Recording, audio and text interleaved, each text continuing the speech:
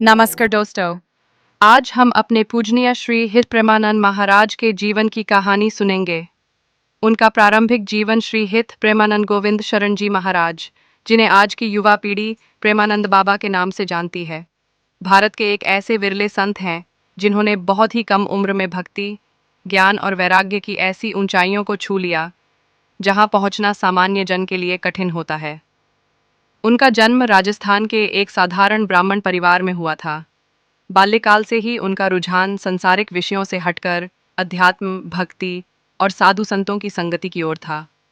जहां और बालक खेलकूद में मग्न रहते हैं, वहीं वे ध्यान, नाम स्मरण और भगवान श्री कृष्ण की कथा में डूबे रहते थे। शिक्षा और संस्कार। उन्होंने वेद पुराण, भागवत, रामचरितमानस और अन्य वैदिक ग्रंथों का गहन अध्ययन किया।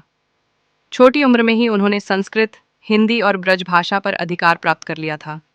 शास्त्रों में निपुणता के साथ साथ उन्होंने श्री राधा कृष्ण की लीला और भाव भक्ति का ऐसा अद्भुत रस अनुभव किया जिससे उनका हृदय रसमय हो गया। वैराग्य और संन्यास। युवावस्था की दहलीज पर कदम रखते ही उन्होंने संसार से वैराग्य लेकर संन्यास का मार्ग अपनाया। उन्होंने अपना जीवन ब्रजभूमि, विशेषकर वरकुंडा, वृंदावन और अन्य रास स्थलों में सेवा, साधना और भजन कीर्तन में समर्पित कर दिया। उनकी दिनचर्या पूर्णतः भगवान श्री कृष्ण के प्रेम और सेवा में लीन रहती थी, चाहे रास लीला हो, चाहे राधा नाम का जाप, चाहे ब्रज की गोपिकाओं के चरित्र का चिंतन। विशेषताएं। एक, शुद्ध भक्ति का प्रचार। वे केवल मूर्ति पूजा या कर्म कांड तक सीमित नहीं हैं, बल्कि उन्होंने शुद्ध प्रेम और निष्काम भक्ति को ही परम धर्म बताया। दो, राधा कृष्ण के प्रति विशेष अनुराग। उनका हृदय श्री राधा रानी की भक्ति से सराबोर है। वे कहते हैं, राधे राधे जपते जपते जीवन सुधर जाता है। तीन, वाणी और प्रवचन की शक्ति।